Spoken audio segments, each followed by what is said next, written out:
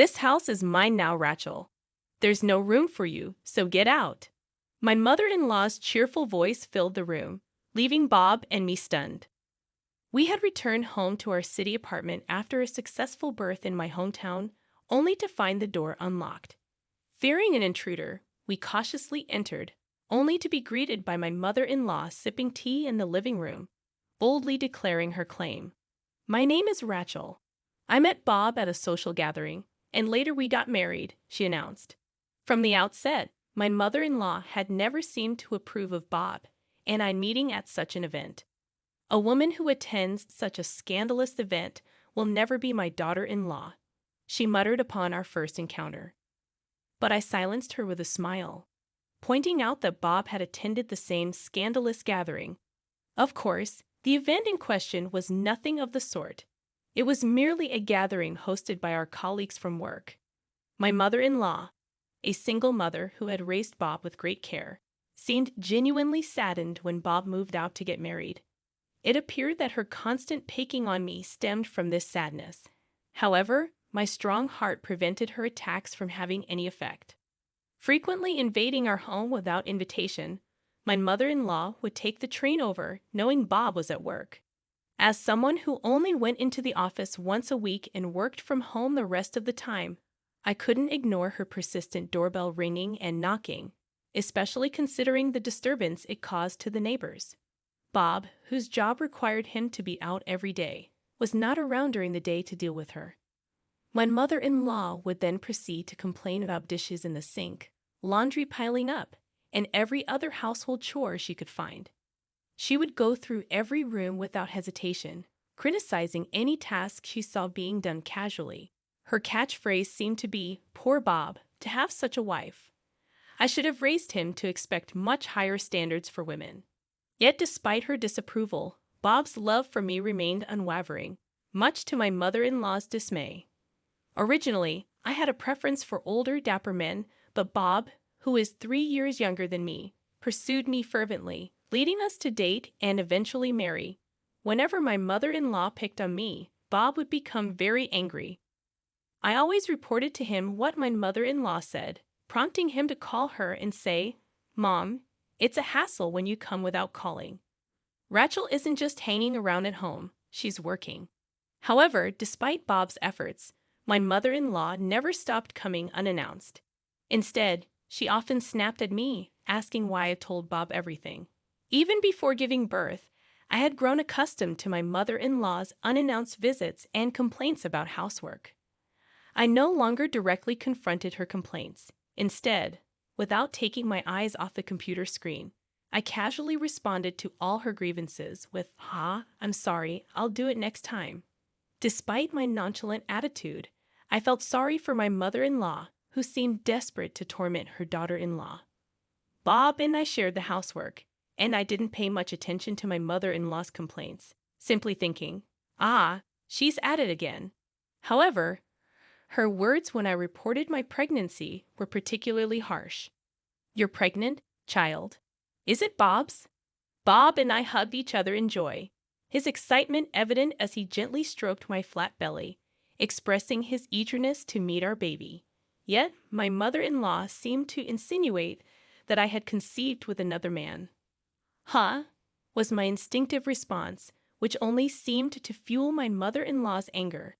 She continued with a scowl, accusing me, "You've betrayed Bob and conceived a child with another man, haven't you? After all, you're unattractive and 3 years older than Bob. A woman like you and my Bob couldn't possibly have a child." Her confident statement ignited my fury, and I exploded, "That's impossible. Please, go home." With that, my mother-in-law left the house, laughing and taunting, "See, you're angry because I hit the nail on the head. I'm going to report this to Bob." True to her word, my mother-in-law likely told Bob that I was attempting to deceive him into raising a child from another man. But Bob swiftly shut down her accusations with a simple, "That's impossible. Rachel would never hurt me." His laughter and kindness warmed my heart, and I felt genuinely grateful to be married to him. Several months had passed since I discovered I was pregnant, and I had returned to my childhood home to prepare for the birth. Since my family's home was quite far from Bob's office, he usually stayed behind at our apartment. "I missed you when you're not home, Rachel," Bob would tell me. While I found his sentiments sweet, I also cherished the opportunity to spend quality time with my parents in my family home. The day of my labor finally arrived, and as soon as my mother informed Bob, he immediately took time off work and rushed over. Seeing me in pain, Bob held my hand, his eyes welling up with tears as he whispered, "I wish I could take your place." In my delirium from the pain, I yelled back, "Then do it," followed quickly by an apologetic, "Sorry, Rachel, I can't." Of course he couldn't, but Bob remained a steadfast source of encouragement throughout my labor. Finally, after what felt like an eternity, I gave birth to our baby. As they placed our tiny newborn in my arms, a warmth flooded over me. Was this what it meant to be a mother? Overwhelmed with emotion, tears streamed down my cheeks. Bob, too, was deeply moved, repeatedly expressing his gratitude towards me. We named our son Jacob and spent several peaceful days at my family's home as we adjusted to our new roles as parents. Returning to our high-rise apartment, we were greeted with an unlocked door and my mother-in-law sipping tea in the living room. Despite her demeanor, acting as if the apartment belonged to her, I was puzzled as to why she was there in our home. "Bob, did you give your mom a key?" I asked quietly. He vehemently shook his head in denial. As I turned to him, puzzled, my mother-in-law snorted and proudly displayed a key she had placed on the table.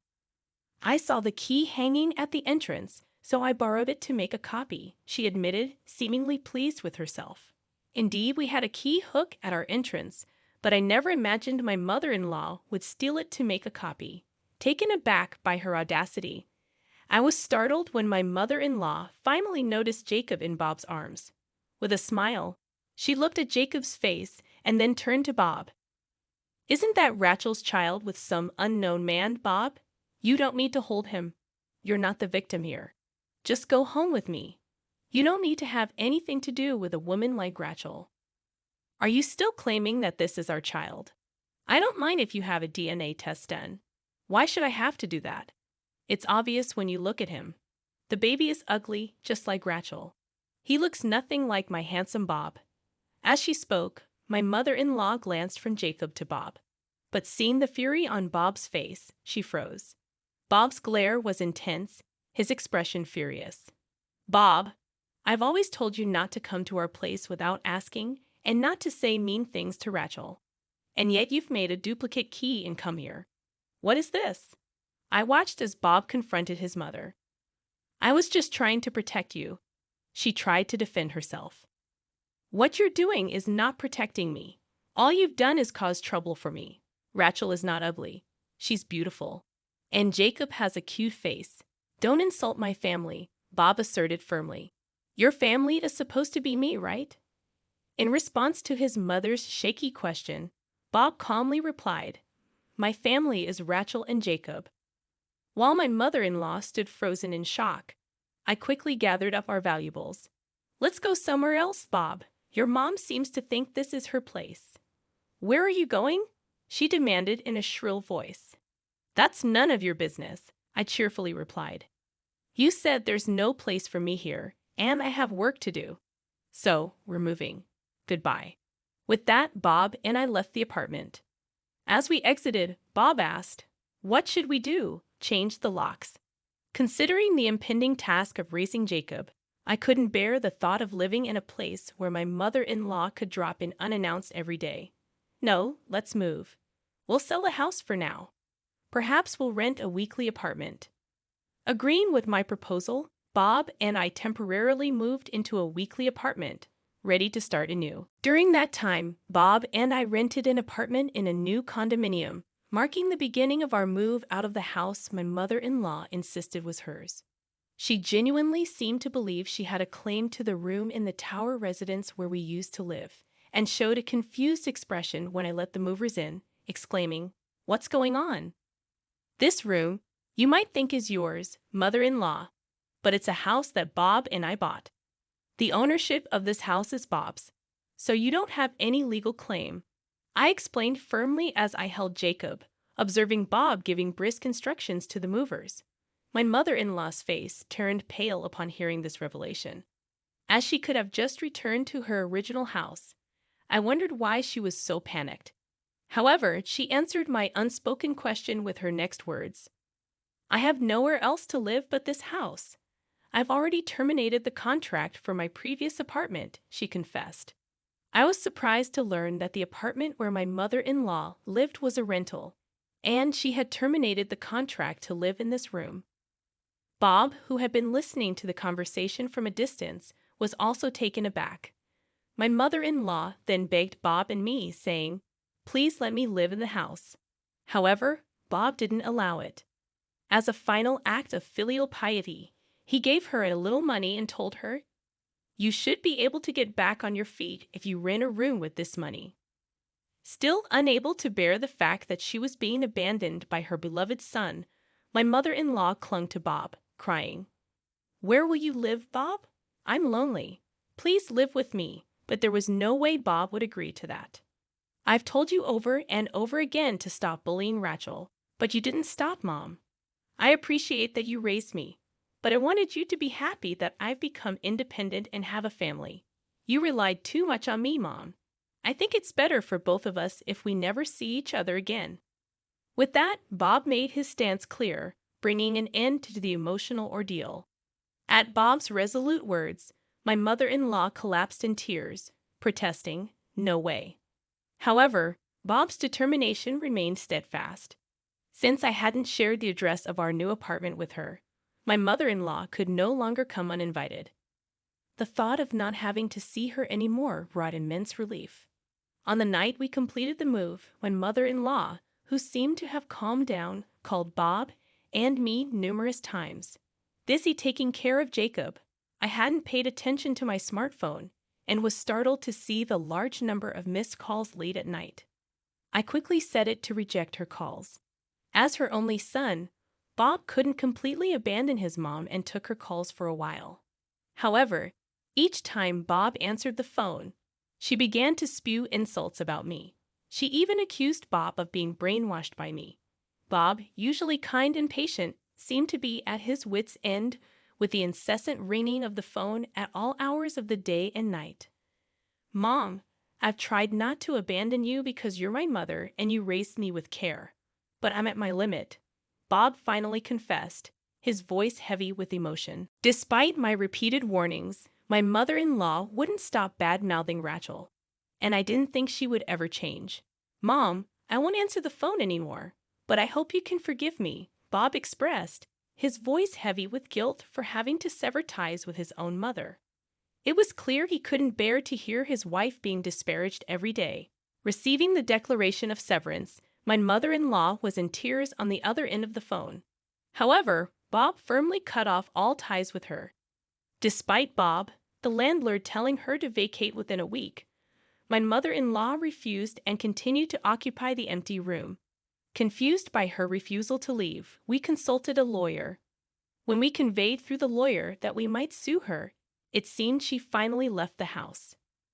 We weren't sure what kind of life my mother-in-law had been leading since then, but she had been receiving financial support from Bob. Now that it was gone, she must be living a financially strained life. On the other hand, Bob, Jacob, and I were living peacefully in our newly purchased home. We were relieved when a new tenant quickly bought the room in the tower residence that we had decided to give up. Bob took paternity leave, easing the burden of raising our child single-handedly. "You're always working so hard, so I'll pick up the slack with the house chores during my paternity leave," Bob said, taking the lead in household tasks. Honestly, Bob is such a wonderful husband that I feel he's too good for me. Even when we had to deal with taking over my mother-in-law's house, I'm truly grateful to Bob, who stood with me through that ordeal. Recently, Jacob has learned to crawl and has been exploring the house. I spend my days smiling as I watch him with Bob, feeling grateful for the peaceful life we share.